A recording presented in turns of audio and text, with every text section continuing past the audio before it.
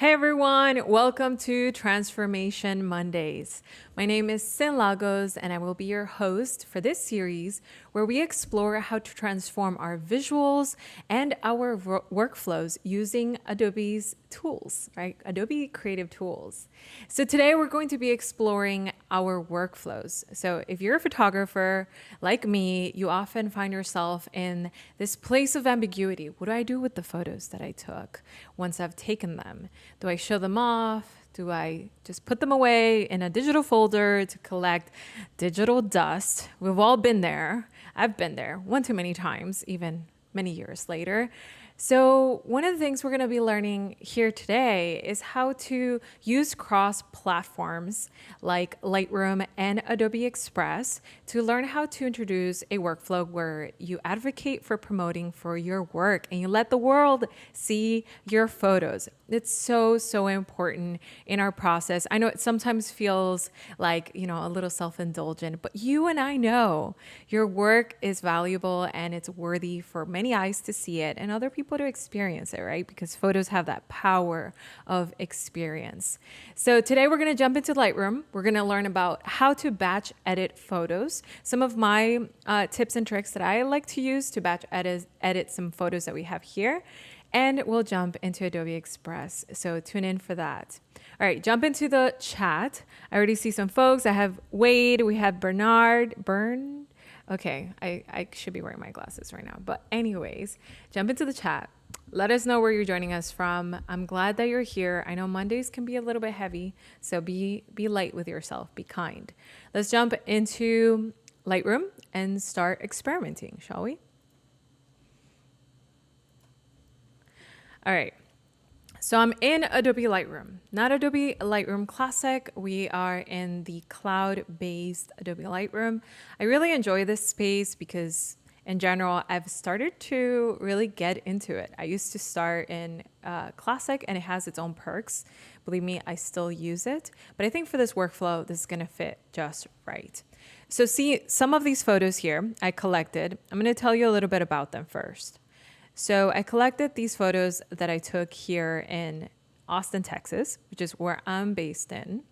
Let me know where you're based in the chat. And if you're restreaming, let us know in the comment section so I can go say hello. All right, so some of these photos I took here in Austin, Texas, and you can start to see there's a certain quality, a certain characteristic about this location. And I got to do some model photos here. So we have some portraiture and we have some shots that give us some context of the location. So when you're looking for some photos to edit and highlight in your promoting process, maybe you already have something in mind. Awesome. But if you're thinking, should I just showcase one photo? You and I know that doesn't quite work as well, neither in our social media platforms, the ones that we're accustomed to, Instagram. Don't know, it depends on where your audience is. For me, it's Instagram and Behance. It's a great place. All those two, at least those two spaces for me require for me to showcase at least more than one photo. So oftentimes I find myself in the workflow of finding a nice storyline, something that gives me a beginning, a middle, and an end. So when I'm looking at these photos, I'm looking for that specifically, okay? So let's say we begin here, we might continue it on here, we might have a middle, which oftentimes is where your hero shot lies. So now you've gotten people excited about seeing your series of photos. Somewhere in the middle, you show them the photo you're most proud of, potentially, right? And then you have at least a few photos that are your ending photos. So I found this one. I took a picture of this sign. I come from a graphic design background, so I can't help myself but always be intrigued by signs out there in the ether. There's always so many cool signs that coexist in our environment. And so I love this one. Sorry, we're closed. I thought that could be a perfect ending. So today we're going to be creating a carousel later in Adobe Express. So that's where I'm at. So try to follow me here and how we select our photos just as much as how we edit them and how we make them into our carousel. We're thinking down the line here. So this is going to be my ending. And then I have a series of images here out of these four. There are actually four. Right. 1, 2, 3, 4. Which one's going to be my hero image? I wanted to show you something that I often do during production. I love photographing in black and white, and I often have this as my foundational setup in my camera. If you haven't tried this, I really highly recommend it. It allows you to look at the lighting first and foremost, and the contrast and the shadows, all of that before any color. So now you're probably wondering, but what about the color? What if I want to keep the color? So the key is make sure you're still photographing in RAW, so you can still have your raw image available with all the data, all the color information, everything for you to go and dissect in your post-editing workflow in Lightroom, and still have all those choices available. But in your viewfinder, you will be seeing that. So nice little pro tip there that I absolutely love ever since I introduced it into my workflow. I haven't abandoned it yet. I love it. So, okay. So pick a series of images, and the first one I want to edit is going to be my cover image. So I'm thinking maybe this one, right? So nothing like a sunset photo to create a little bit of intrigue. And at the same time, I'm thinking as a designer, right? Because we're thinking down the road, pun intended, why not? And I'm thinking this might be great for me to introduce text. So an image like this feels a little busy, so potentially not. Something like this is kind of awesome because it has all that texture and it's very consistent. So adding text to this could be wonderful. And hi, Oliver. Hi, everyone. Those of you joining us, we're in Adobe Lightroom, and we're going to jump into Adobe Express to learn how to promote all of our work, our photography efforts, right? So thank you for saying hello there on the chat. So we're looking for something that has a continuity, that it's not going to be too complex for us to add text later. So think about that when you're selecting your cover. So I'm thinking maybe one of these three ought to be my cover. We'll see how it works. So I can't wait to get started. So let's start editing this photo. And immediately I've got to go to the crop tool. Oftentimes I always end up allowing myself to photograph in whatever ratio during my photographing process, because I know that later I have room to crop and readjust my composition. So of course we might want the horizon to be straight, but potentially you can do a Dutch angle here and actually make it look intentionally angled, right? Like at a nice diagonal angle. It is cars. So if you've learned anything about lines, is that when you introduce angular lines, it starts to give a sense of motion. So I welcome you to break rules out in photography. In graphic design, we often employ things like that in order to align them with brands like Nike, align them with brands that involve sport of some kind. So why not use a Dutch angle in something like this, right? So I think I'm going to go with that. I know it's breaking a rule somewhere in terms of, hey, you got to straighten that horizon in photography, but they're not rules, they're guidelines, right? We got to know that. So after I go into the crop tool, I'm going to go into the light section. So I love going specifically into the curve tool. So the curve tool has this particular little button right there, that little guy. So that little button, whenever you see it in anything, it means that you get to target adjust. So you're targeting your specific adjustments. So it's not going to create a global adjustment. It's focusing in on something. So I absolutely love being able to have that much control. So you can see down here as well, we get this, don't know if it's called a contextual bar, but it imitates one. So you get this bar here at the bottom. And so in there, we can see we're using the curve, and it comes with a lot of different options, right? So I know that if I select an area, it's going to target that area, but in terms of lightings, in terms of highlight, midtones, and shadows. So I get to push and pull that to its limit, right? So if I wanted to target the shadows, I can just push that area like this and maybe create that nice faded look that we've often seen. I think it was popularized. I don't know historically where it was popularized, but in our recent generation, somewhere in 2015, this was the way to post on IG. Do y'all remember that? Anyways, if it's not your cup of tea, don't do it. But this is about how you can target only the shadows and not the highlights there. And I'm always big on being able to do those specific adjustments as opposed to an entire global adjustment. At least in the beginning, right? In the beginning, that's always what we want. And Spencer says, hello from Walnut Creek, California. Awesome. I'm going to California next week. I mean, this week. Yeah, I'm going to California this week. So yeah, I need to pack, y'all. Let me know how the weather is because I need to pack. Okay, so the next thing that I see here that I definitely want to highlight is the color, right? So staying within the curve tool, I'm going to go in here and select the red to blue-green hue, and I'm going to create a bit of a contrast in this section.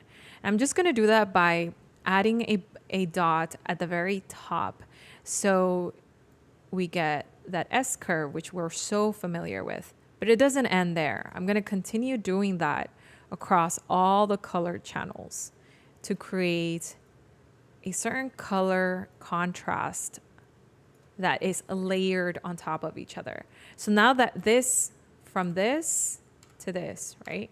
You can see there's a huge difference. And if I undo one of the color hues, that also looks vastly different. So it all depends on you kind of where you want to arrive at. Let's say we remove red by double clicking those dots. So I end up here. So you saw how that color changed, right? We were here and now we're here. Right? So it's sort of a preference there. Oftentimes we love those teal skies, but whenever possible, definitely try to experiment with the channels and seeing if you want to layer all three to create that nice, beautiful contrast, or if you want to just play with two at a time, or maybe just one. But this is a wonderful space to add that stylistic filter feel without actually going into other spaces that are a bit more common. So for example, one of my favorites gotta be the color grading tool. So if I go into the color grading tool, I can see down here, this color is, this area here is a little bit too dark, right? So I kind of stepped out too much. So we have this area here, hopefully y'all can see it, that is all black. And so it's kind of missing a lot of information there. Maybe I want that intentionally, or maybe I can come back here and add a little bit of that information back by pulling specifically on the shadows under light, all right? So specifically on the shadows. So try not to go too hard on exposure, not at the very beginning, until you're at the end of your workflow, I would recommend it. So I like being able to do those detail-oriented things first before we do the final global edit. So I added a little bit of information there. Great. And now I want to go into the shadows and add a little bit of hue, stylistic hue. So we can do a little bit of anything. Since the sky is very blue, maybe something closer to red at the bottom half of our ratio could be a great fit, right? So let's do here thirds, right? So you can see the bottom part of our ratio right there is mostly warm. And then so the top is mostly blue. So that's another wonderful way to consider color contrast, essentially.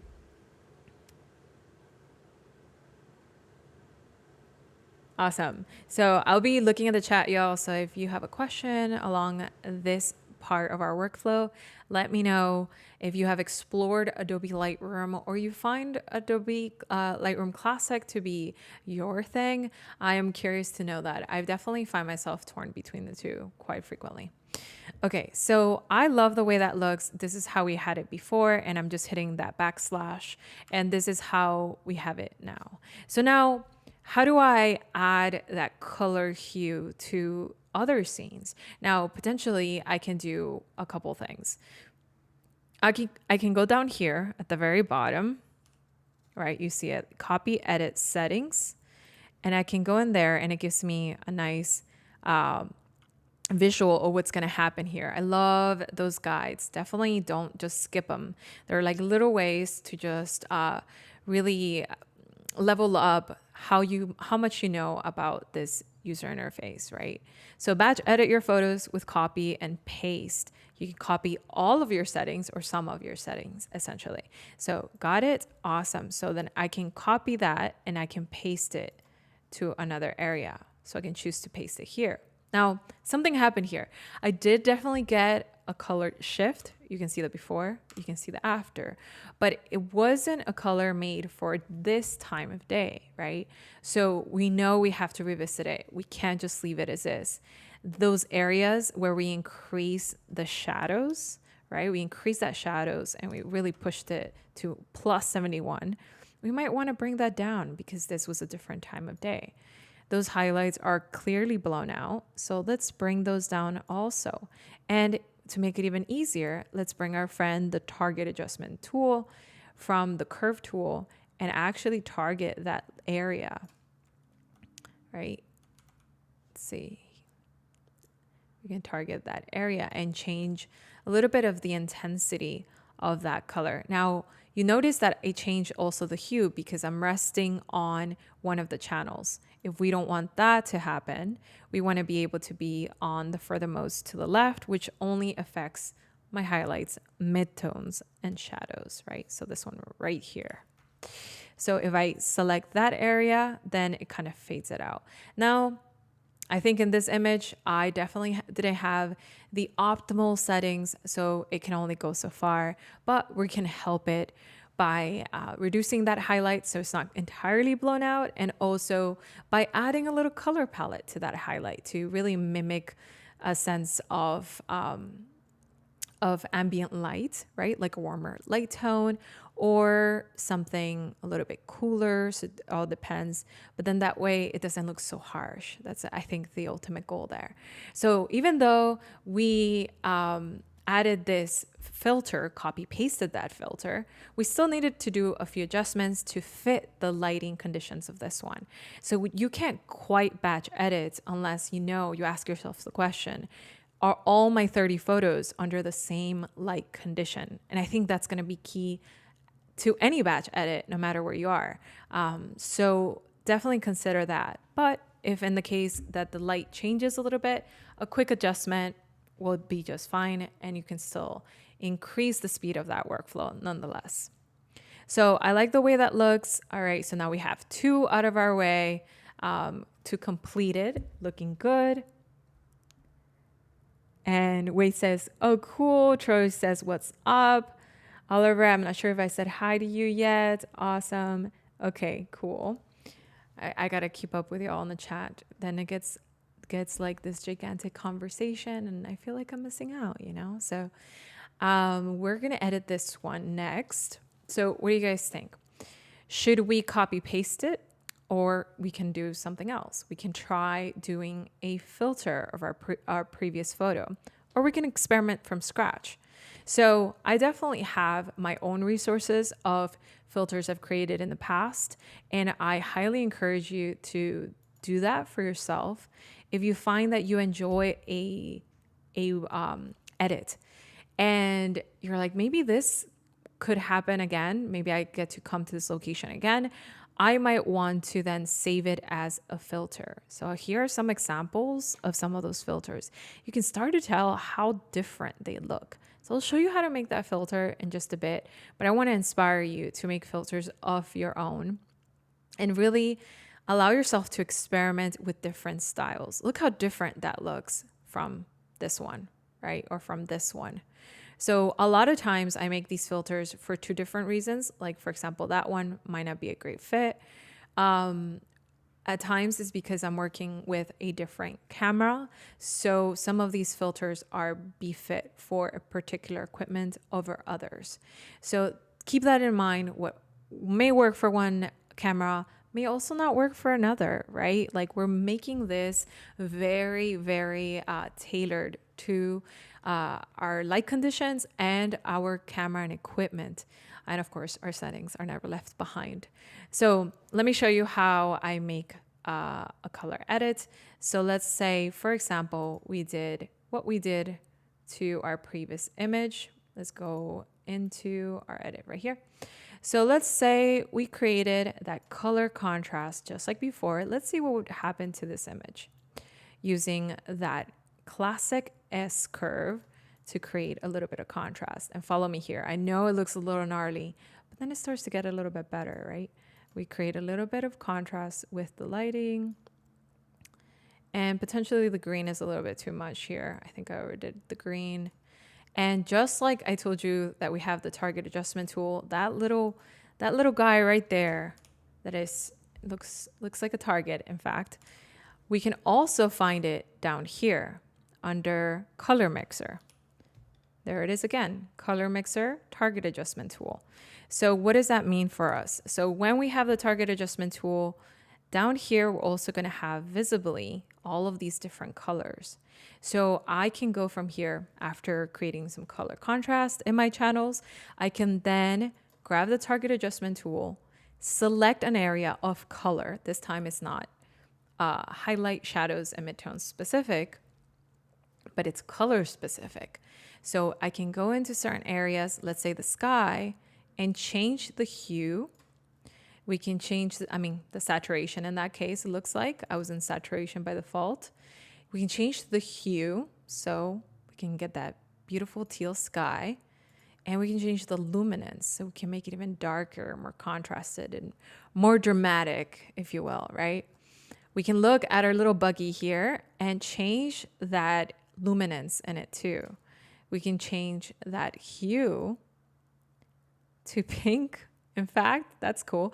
And we can change it to even yellow. That's so interesting, right? But keep in mind that because this buggy is an orange palette, orange exists in a lot of places because it's daylight. So that orange is going to be potentially also on the floor, on the ceiling, and different areas. So whatever that color you're picking might be floating about in other areas, and that will also be targeted in some way. So I think this, do you all like this hue? I think this hue is cute. I am a sucker for like a nice orange, red orange color palette. So now we change this from this to this, okay? So let's say, for example, I'm going to do a quick optics, remove chromatic aberration, enable lens blur, because I know my lens comes with some distortion. So nice thing to keep in mind there. We're going to do a quick cropping before we save it. And this is me thinking, I'm about to save this. So I definitely want to keep it exactly as I want it. So before and after. All right, so let's go up here to our presets, all the way up here, Shift P, and you can see here I have my own folder, Send Logos, right? So we can have our own pre-made folders for different brands if you're working and collaborating with brands too. Oh, am I too low now? Okay. All right, so I want to save this as a preset. And what I'm going to do here is save it first into my folder, right? So I know I want it there. And I want to call this maybe buggy. And potentially, if you really want to have like a very organized, considered title, you might want to add then for what camera. So I might want to add Sony. And you can say the lens, 24 to 105. So you kind of are familiar with where you can use this filter in the future. And the other thing to keep in mind is what settings do you want to keep? Potentially you want to keep everything but the optics. Maybe you change the optics manually, right? Or maybe you want to keep everything. So all of this will be then affecting the next image that you add this to. So I'm going to press save there. And let's go into this image, which I feel has a similar color palette, similar light condition. All right, we're doing good on time. All right, we're gonna do a similar light condition here, and we're gonna go into buggy. So now we have that color palette, and we can always bring in a little bit of a different hue, maybe a little bit warmer. That looks good. And adjust it. So now we have buggy applied to all of these. Now we can apply it across the board. So we can do buggy on this one and change the exposure, a little bit of the exposure, a little bit of the shadows, right? Because again, different light conditions, but we have most of our editing workflow already applied. So we have that one. And then we can do it on this one too.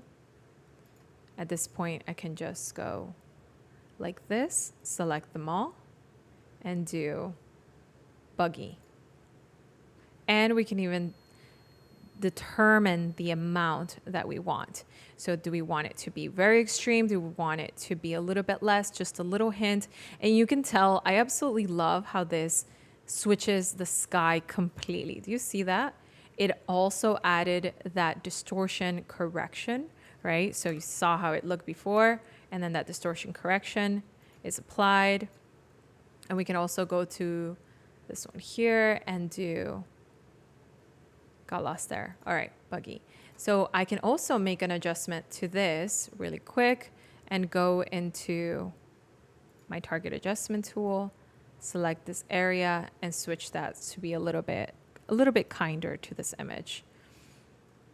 I'm going to add a little bit of a warmth shadow so I create that balance, right? So I'm going to copy, select them all, and paste, Command V. Quite simply, just add Command V. And just like that, I've been able to edit all of my series of images without really having to interpret each one independently. Albeit considering the light conditions, you still have that opportunity to make it look cohesive with all of the different color corrections and still feel like a series, right? Okay. All right, so let's see. Now we're gonna export some of these. I'm gonna export these right here. I think this one, I'm gonna add a little bit of a color. Time, folks. Okay, so we're gonna export these, and while that's happening, we're gonna jump over into Adobe Express.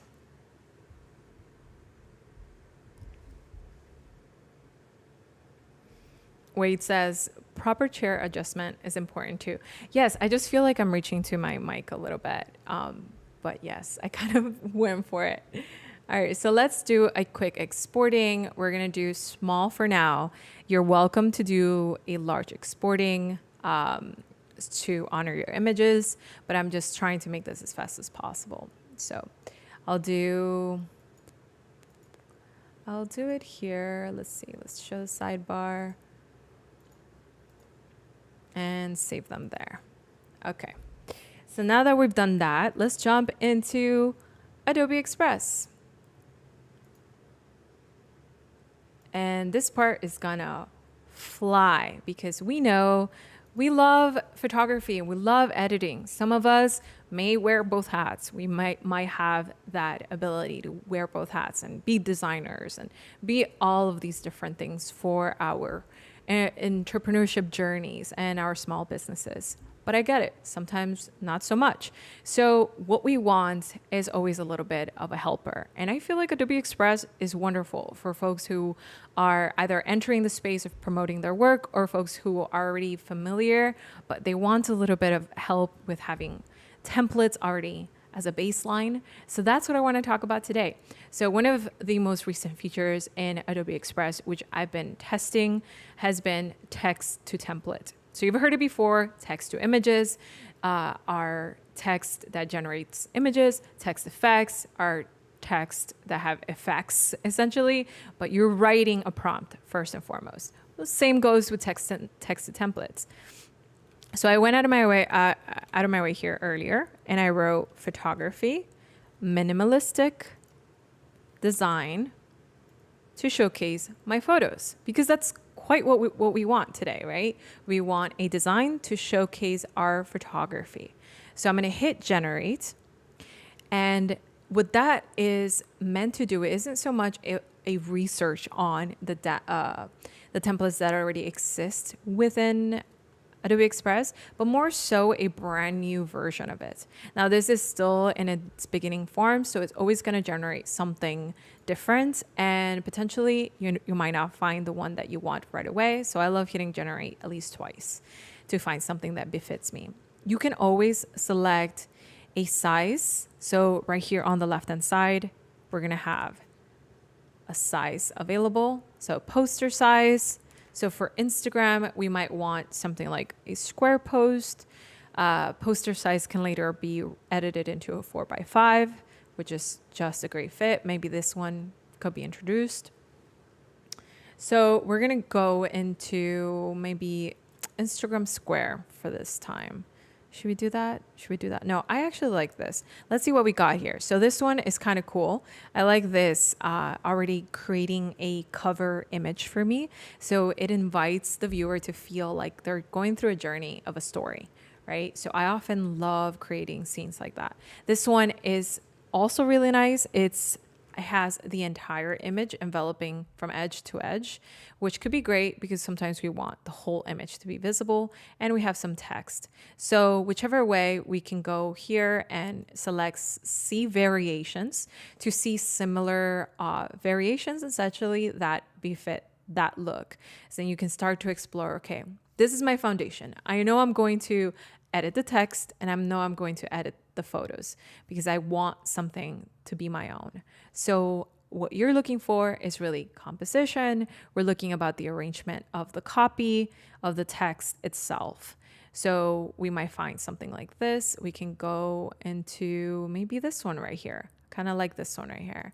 So edge to edge photos, I get to show them off completely. Your template is loading. So we're going to find our ways to make it and tailor it to our own branding, our own style. But at the essence, we're hoping to create a series of images that the viewer is going to feel compelled to watch because it's been catered to feel like a narrative, your own narrative, hopefully. So I love being able to do things like this. So how do we make it our own? Would it be the next thing to consider, right? So the first thing I want to do is replace this image with one that is my own.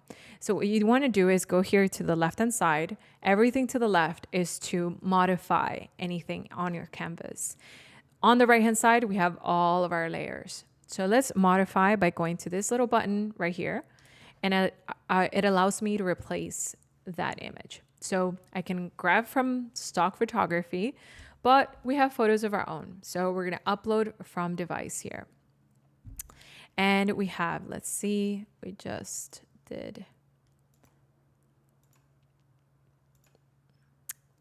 Yes, those. Okay, so we have our photos here. And we said this was going to be our cover image, right? So we'll drop in our cover image, and you see it fits perfectly. We don't have to adjust anything. Our cover image is already in place. Now this frame, I can tell, has an effect on it. I may want that, but I don't want it in this case. I don't actually want this darkening effect to be a part of it because I thought about my photo and I thought ahead of it. I knew that I wanted to add type to it. So I knew this was going to be the perfect photo for it. So not this time, but I liked a little bit of intuition of like, you might want this to make your text legible. That's essentially what that's for. I want to maybe increase this so that I know that this is going to be centered in that square ratio of my Instagram post. And I'm thinking for Instagram at the moment because carousels statistically still work for photography.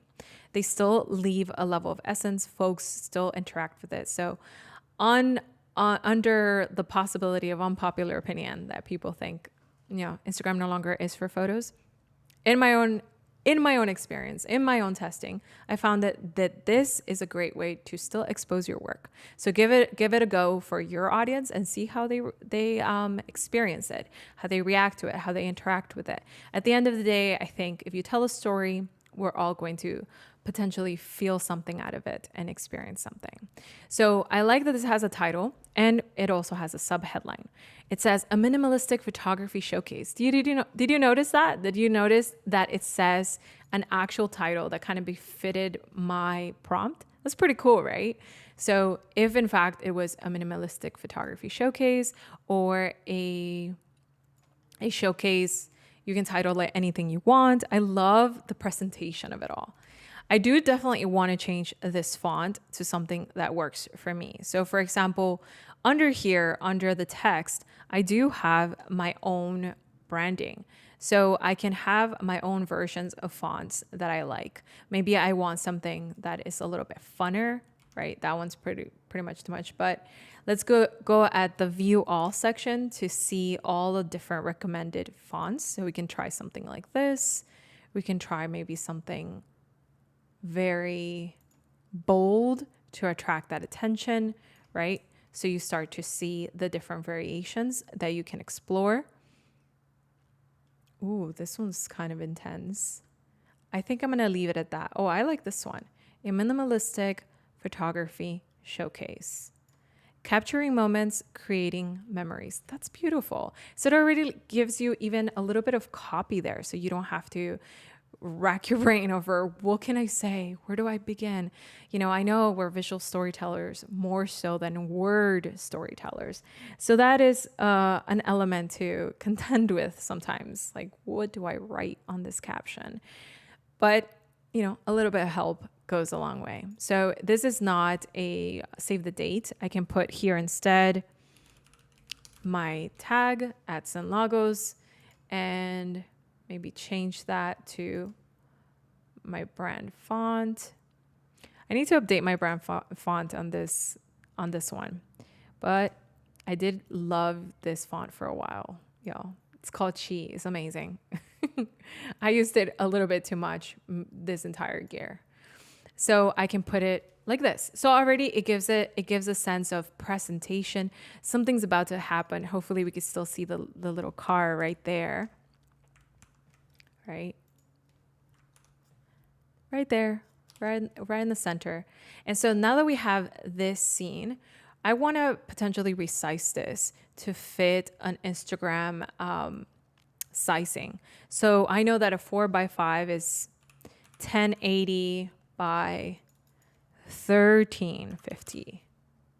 Ooh, 1350. So I'm going to resize that, and just like that.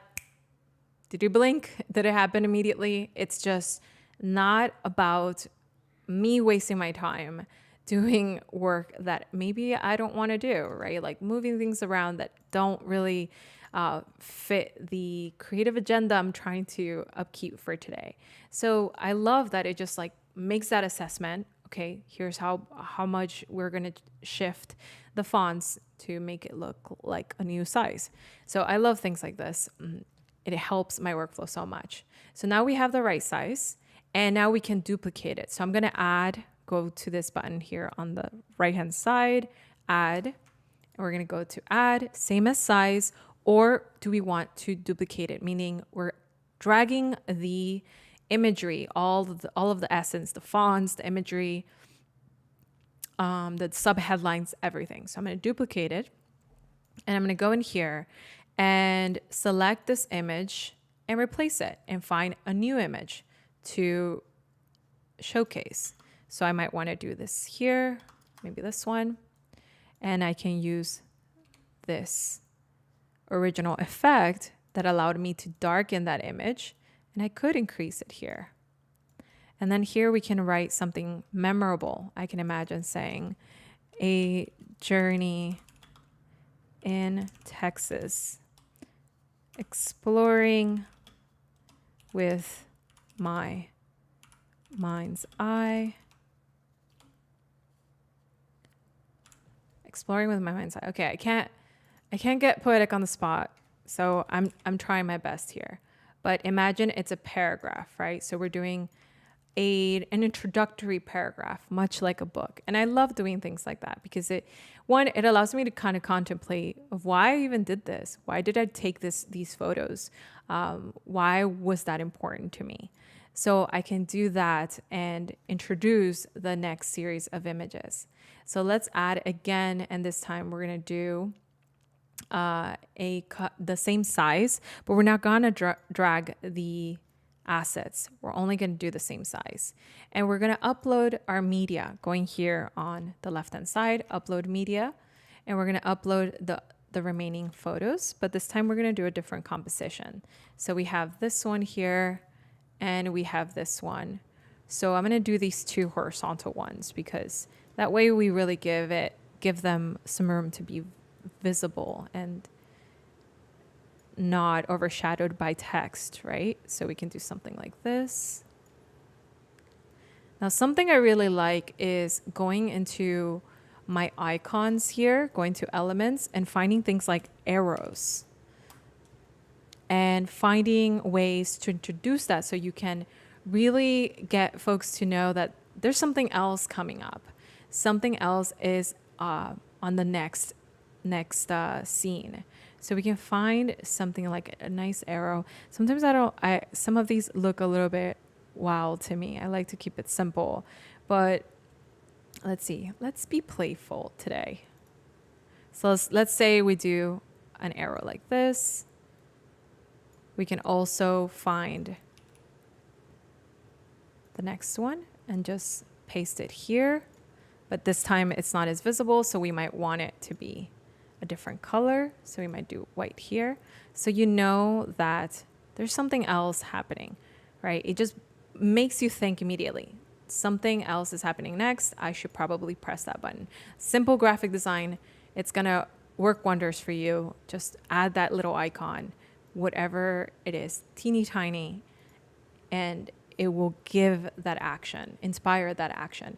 We can also go into places like this. Like I absolutely love that in Adobe Express, there's an entire library of add-ons. So you can find different ways to create your design even better, to make it even better. So for example, there's like an icon, auto icon, right? So if we implement it, it'll ask you, hey, do you want to continue? And there's all of these incredible icons that are so much more minimalistic. I feel like it's like that UI that I absolutely love. And by UI, I mean user interface. So I love thinking outside of the box to get my design to feel more interactive, right? So definitely look into the add-on section because there's a plethora of options there that can really help you. So for example, let's look at this one here. 3D shapes. This one. All right, so Clipping Studio is one of my favorites. It has all of these different visuals that you can use to mask your image. So let me show you an example. So let's create our next scene by adding add, same size. And you know what? In fact, I want to honor my images with a little bit of a dark room vibe. So I'm going to go here to background and select black. And now we have a black room. Change this in effects to white. There you go. So let's go next and let's do the same here for this one. We're going to do into black background, right? So if I want to use a clipping mask, I might want to use maybe this one, right? Let's do this one. And so we're going to upload an image by going up here to upload an image. And we can select any of these images, maybe this one right here. And it shows you how it's clipped. It's super cool. It's a good way to incite a little bit of curiosity. So let's do that here and add that element of design and continue it on. But you're like, wait, hold on. I really want my photo to be visible. It's all right. It's all about creating a level of intrigue.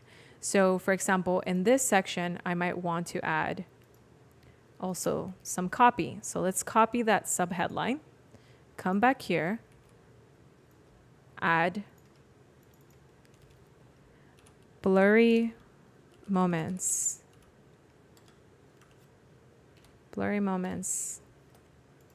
and then duplicate this with duplicate it. Yeah. So we'll add the same design, but this time we're going to add the full image. So we'll do the complete set. Blurry moments.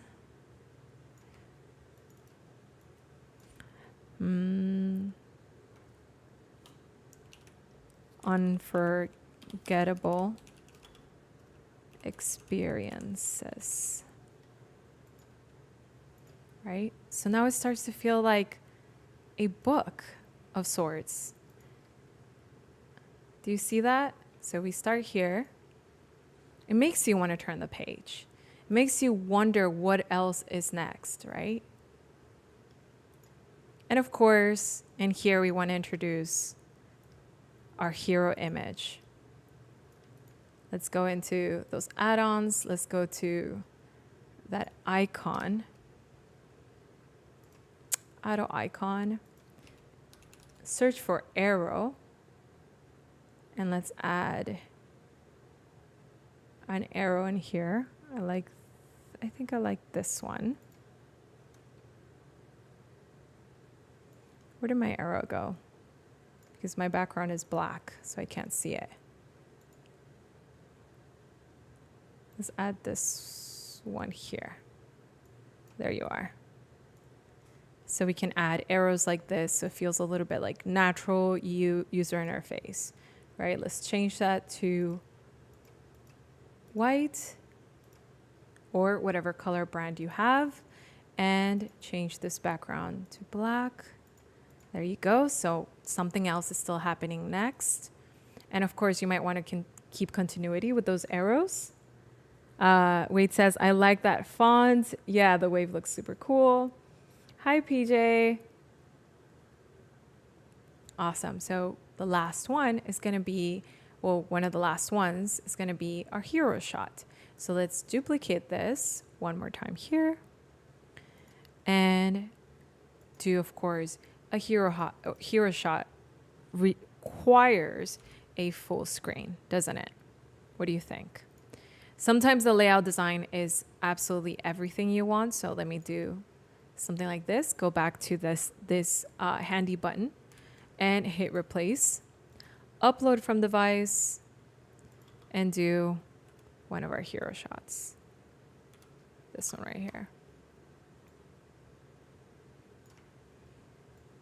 And it's okay if it doesn't fit the entire thing. This bar could be a great example of the fact that something else is happening next. So let's add one more here, two more here. So duplicate, this part is gonna go fast. So we're gonna replace, upload two more of my shots. So you can feel that the quantity makes this feel a little bit more important too. And we're going to change it to add 2 in one section. So let's go to media, upload from device. And there's maybe this one. We haven't added this one, right? So you can have those scenes introduced like this. And the final one. And I think we're going to add copy to that one. Copy makes a huge of a difference because you feel like you're being spoken to. There's your photographers. Have you ever heard of the director's cut, right? You always want to hear from the main person who took this photo, did the movie or whatnot. And in this case, it's your cut, is your narrative. You can say, when I took this photo, and go on from there, right? It's a nice narrative to introduce your audience into the behind the scenes, into the experience. Maybe you can record your settings in this location. It all depends on what is your your account's point of view, right? So if you just want to showcase the photo, it's kind of beautiful to align it with some words of your viewpoint. So let's do one more here and do duplicate. And we're going to do the end here. So remember that really handy picture that I absolutely love? This one. Okay, not that one. Here. Sorry, we're closed. And so this is a great place to say, thanks for watching.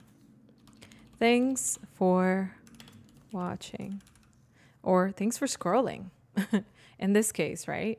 So we might increase that and make it feel like a Polaroid of sorts, right? So you can see how that image was selected on purpose in this case, right? So let's go back to the beginning and we can see all of the different sets. So if I go here, you can see the entire carousel as it continues. And remember that arrow is inviting us and letting us know there is something else happening here. So if you go here, you go next,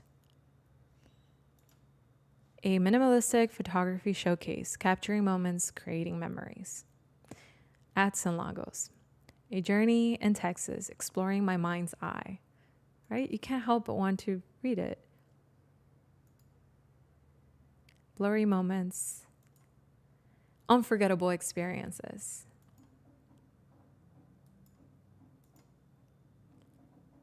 And your insight. Thanks for watching. Isn't that awesome? So once you're ready, you just you want to go here, hit share, and schedule your post, publish to web up here, or invite other folks to collaborate on this template for your future carousels. So folks, this has been super cool. I hope this inspired you. I am always intrigued by so many different viewpoints that we can explore. Again, my name is Sin Lagos. I hope you feel inspired. And if you didn't catch the entire stream, definitely revisit it, rewatch it, re-listen, and interact with us. Share with me on Instagram if you do end up creating a carousel of your own, because I really want you to advocate for your work. There's no one else who's going to do it, right? So you got to remember, you got to advocate for your work.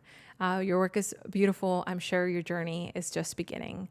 And again, my name is Sin Lagos. And if you want to learn more about my future streams, visit sinlagos.com/classes to keep up with my latest courses and my latest streams. And that said, I'll see y'all next time.